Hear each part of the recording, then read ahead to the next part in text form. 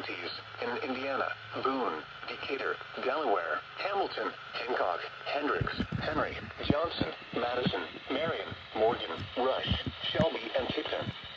Wind advisory in effect from 6 p.m. Monday to 6 p.m. Eastern Daylight Time Tuesday.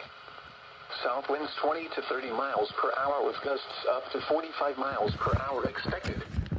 The areas affected include portions of central, east central, north central, south central, southeast, southwest, and west central Indiana.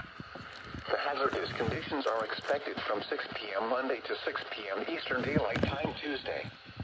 The following impacts are expected. Gusty winds could blow around unsecured objects. Tree limbs could be blown down and a few power outages may result. Use extra caution when driving, especially if operating a high-profile vehicle. Secure outdoor objects. And now a look at your